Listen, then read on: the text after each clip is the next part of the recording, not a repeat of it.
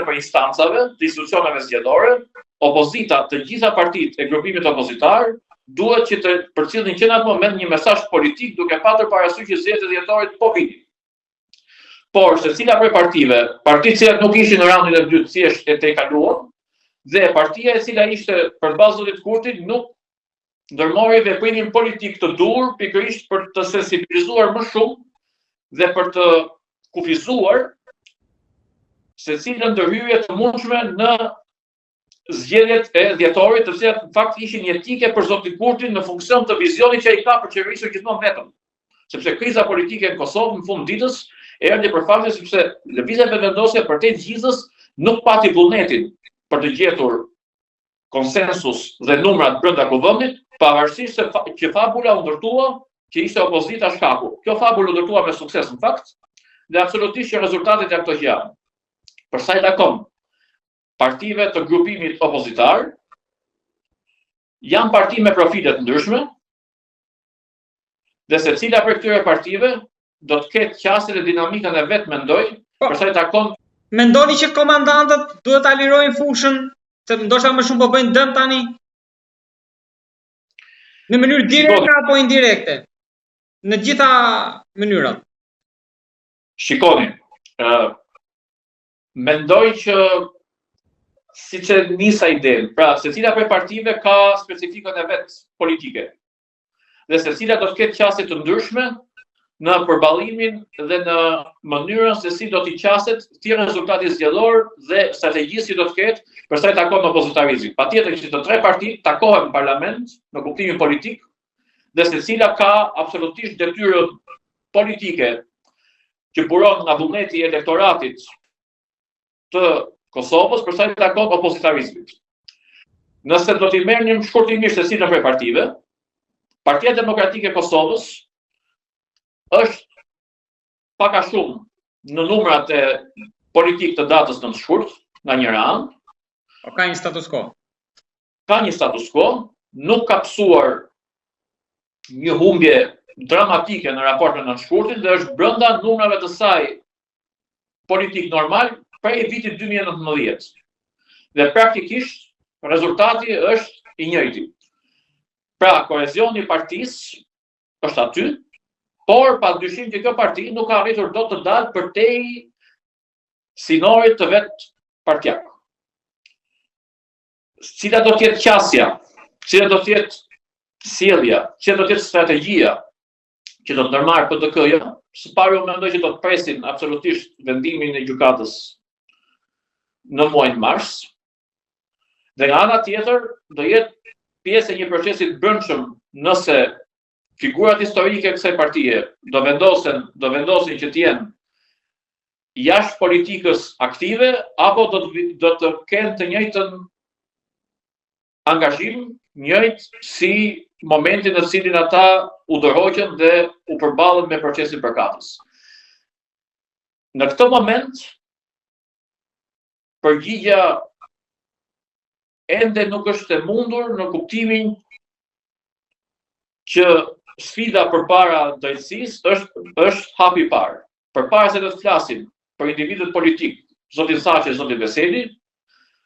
momenti para të cilit ata ndodhen, mendoj që na kufizon për të gjykime politike. Nuk po i shmangen përgjigjes, por mendoj që na kufizon për të gjykime politike, atë padyshim që ata kanë përgjegjësitë e tyre politike. Deri në momentin që kanë ushtruar politikën aktive në Republikën e Kosovës, por në këtë moment unë do të preferoja që mos flisja për individët politik. E kisha fjalën më shumë kur fola për komandant më lart, edhe në partitë e tjera, por edhe në këto parti, edhe të PDK-ja, po në nivelin tani që nëpër ato bajraket e zonës, bajraqet, kemi pasur debate mjaft edhe mes të PDK-ja, Lushtakut, Radrosit, por edhe emrave të tjerë. Pra, ndoshta është Hamza është thjesht një menaxher aty që po bën qefin gjithëve duke mbajtur pra pa shtyrë përpara partinë, thjesht po e menaxhon për shkak të këtyre figurave. Gjykimi mbi Partinë Demokratike të Kosovës nuk mund të jetë i plot duke patur parasysh të gjithë situatën dhe dinamikën politike të Partisë Demokratike të Kosovës gjatë këtyre 5 viteve për shkak të situatës juridike të liderëve historik të partisë. Kjo na kufizon që ne t'japim një mendim të qartë për Partinë Demokratike të Kosovës dhe t'japim në një gjykim edhe më të thelluar në raport me partitë e tjera, për faktin se specifikat janë të tilla dhe secili moment i tanishëm i mendimit të mundshëm politik mund të keq kuptohet dhe si një mendim përtej politikës dhe për sa i takon dhe situatës apo një qëndrim indirekt në situatën juridike të dy liderëve historik të partisë. Për këtë arsye ju thash që përtej kësaj, për këtë arsye unë u rezervova në gjykimin politik dhe si edhe nga ana tjetër, në vetvete situata politike e PDK-s e bën të tillë dinamikën që ndoshta reformim i plot i mundshëm nuk ndërmerret dot për sa kohë që partia gjithmonë është dhe mes politikës dhe mes juridikës, në kuptimin që patjetër që dhe është natyrshme që dhe duhet ishte edhe për te PDK-s që sensibiliteti në lidhje me fatin juridik të dy liderëve historik, patjetër që dikton edhe sjelljen e PDK-s dhe pamundësinë e PDK-s ndoshta për të menduar tërësisht politikisht dhe strategjikisht në kuptimin politik të fjalës. Për sa i takon lidhjes demokratike të Kosovës, rezultati patjetër ishte një befasi, personalisht nuk e prisja rezultatin e ulët të lidhjes demokratike të Kosovës, duke pasur parasysh më shumë se lista serbe. Duke pasur parasysh dinamikën rritëse të lidhjes demokratike të Kosovës më i shkurt, po dhe në muajin tetor, pavarësisht që ishin zgjedhje vendore, sërish lidhja demokratike e Kosovës ishte në rritje në raport me shkuarën politike. Ky rezultat patjetër që do të jetë, mendoj, filtr i analizave dhe diskutimeve partijake, dhe jo vetëm,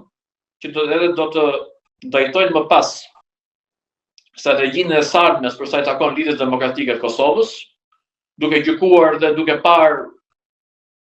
dhe mundësinë padyshim të ndryshimeve në leadership, ndryshime në strategji, në vizion, në qasje dhe shumë shka tjetër. Patjetër që është një situatë e vështirë, duhet parë dhe duhet trajtuar me maturi. Nuk ka vend për nxitime të cilat shpesh mund drejtohen në gabime. Mendoj që koha politike është përpara, proceset zgjedhore u përmbyllën dhe të paktën nuk parashikohen procese zgjedhore të rregullta në një kohë të afërt. Nga njëra anë, padyshim që kjo ndihmon lidhjen demokratike të Kosovës që të mendoj shtot, të gjykoj të gjitha rrethanat e brendshme në kuadër të organizimit aktual partisë, por në njëjtën kohë të mendoj edhe në një vizion për sa i takon dhe një hapje të mundshme të partisë në radhë parë me të larguarit, me njerëz të cilët nuk kanë angazhimin e qëndrueshëm gjatë këtyre viteve për arsye nga më të ndryshme, dhe më pas për të i kaluar edhe vetveten apo dhe shkurtin, rezultatin e shkurtit dhe për të vijuar më pas dhe një mënyre dhe një strategji ndoshta të re të lidhjes demokratike të Kosovës dhe qasjes ku tradicionalja dhe modernja të ndërthuren me njëra tjetrën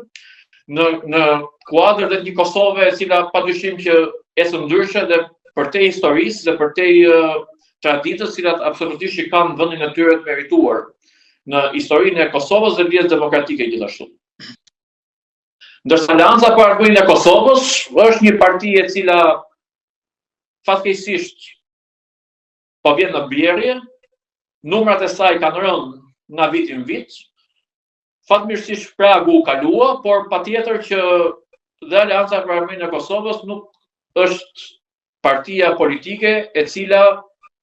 të ketë arritur prej kohësh tashmë numrin 2 shifror në përgjindje dhe njëkohësisht në ulset e kuvendit. Do jetë çështje strategjie zotit Haradinaj më pas, cilat do të jenë mënyrat dhe cilat do të jenë absolutisht aspektet e strategjisë që ai do të ndërmarrë për një rivitalizim të aleancës për armërinë e Kosovës. Unë mendoj që përtej reformimit dhe përtej një qasje të re të secilës prej partive politike të grupimit opozitar në përputhje me profilin politik të secilës,